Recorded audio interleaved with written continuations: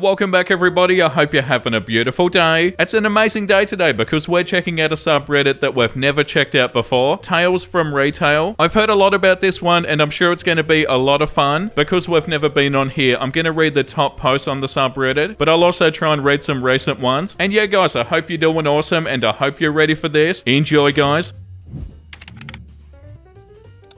It's 36 cents, no big deal. So I used to work at an ice cream chain where we prepared the ice cream with various toppings on a frozen piece of rock. On this particular day, I was working with one other person and it wasn't too busy. Two young guys came in about high school age. They ordered a large bowl of ice cream with a few toppings. I mixed it for them and I went to ring them up. I'll use G for the guy since I really just talked to one of them. Me. Okay, so that'll be so-and-so. G. Okay, I have a gift card. Me. Great, scans the card so it looks like you owe another 36 cents. At that point, they look at each other and shrug sadly. G. Oh, I'm sorry, I don't have any money on me. Never mind. Me. Oh, hey, it's cool, it's only 36 cents. I take 36 cents out of the tip jar and I put it in the till. No big deal. G. Wow, thanks. The two guys leave and I thought that was that. I felt good about doing something nice, so the one guy comes back several hours later. I saw him come in and I went to the register to meet him. Me. Oh, hey, you're back. Did you need anything else? Before I even finished and without even looking at me once or saying a word, he dropped a $20 bill in the jar and immediately turned and left. I was so shocked I just stared after him until he walked out the door, so that was pretty cool. Oh, that's so awesome, and we're starting the episode with a wholesome post. It's got to be our lucky day, doesn't it? For real though, that's so awesome. You started it by doing something nice and then they were like, you know what? I'm gonna do something nice. That was such an unexpected but really good plot twist, and I'm happy we read this one first because I feel like the rest of these are probably not going to be so wholesome. The next one is called Don't Let My Wife See. My first post on here. Let's see how this works. I work in a small locally owned toy shop in a little college town. However, we have a lot of down-to-earth people and families. A couple comes in with 3 kids and immediately the kids go crazy, wanting to show their parents every single toy in the store. It's a small store, but it's broken into 3 distinct sections, rooms connected by walkways. We have a card rack next to the cash wrap that has all sorts of cards. As the wife is being dragged by her kids around the store, the husband comes up to me and quietly goes, "Don't let my wife see. We're big Star Wars fans." Wait, is this going to be wholesome too? I thought this subreddit was going to be like stories about Karens and stuff. We're big Star Wars fans, and slides me this card and cash to pay for it. And this is the card. You're my true love. That's so cute. I quietly make small talk with him about the weather and then I ring him up. I finish just in time as his wife and kids walk around and then grab their dad to go and beg for toys. I'm chatting with the mum and she sees a card on the card rack and says, "This would be perfect for my husband, but don't let him see this," and then slides me the cash, finishes the transaction and winks. It's the exact same card. They finish their shopping, purchase a few toys for their 3 kids, and then walk out, both chuckling to themselves about how clever they are. Edit. Oh geez guys, this is the best post I've ever had on Reddit, ever. It made me so happy to share this with y'all. Have a bomb-ass day. Edit number 2. Changed to first post in TFR because I'm a little goon who ended up confusing some people. Thank you for putting a smile on my face guys. Reddit has never made me so happy to share a story, and holy moly, my first ever gilded post too. Guys, you're all too nice. I hope your kids make you breakfast in bed once a week. Oh, that one was so beautiful too. And yeah, that's such a cute couple. Like, oh, don't tell my wife, and oh, don't tell my husband. That's bloody adorable. Are we reading the wholesome stuff first today or something? If the next one is wholesome, I'm going to be so confused. The day I pretended to be someone's dad. The owner is a family friend and asked me if I could cover because they were short on staff. So I think this does count on here. This takes place in a small convenience store. There wasn't much to do, so I decided to walk around and maybe reorganize some misplaced items when suddenly a kid, maybe 3 or 4 years old, holds onto my hand. I kind of look around to see if somebody lost their kid, and then I see a young lady gave me a go on gesture. I'm a bit confused as what she wants me to do, but whatever. I was bored and this kid looked cooler than my friends, so I asked if he liked candy and then asked which one he liked. He didn't say anything and just sort of pointed to some gummy worms. Me, that's cool, me too. I like the sour ones because I can make this face, makes a sour face. This made the kid laugh. Boy, I love you daddy, hugs me. To be honest, I freaked out a little bit and I thought this kid couldn't possibly be mine. As I looked over to the young lady, she started tearing up. Me, I love you too, son. The boy ran back to the lady. The lady walks up to me and hugs me. Lady, I'm so sorry for that. My husband just passed away 2 days ago. This is the first time I saw him talk since that day. Me, I'm sorry for your loss. Lady, thank you. And they proceeded to leave. The boy's waving his gummy worms at me and I do the sour face and he does the same. No, that is so lovely. Yeah, like the top comment says, this is so much cuter than what I was expecting. Good on you for helping that mum and son out in their hard times. Yeah, wow, beautiful and sad. What is this subreddit? I'm so confused. Confused and also really happy. Woman wants a refund because she filled up the memory on her 3-month-old phone. Fun in shoes. I work in a UK phone shop. One day a couple of months ago, I'm stood outside the shop at 8:50 waiting for my manager to come down and let me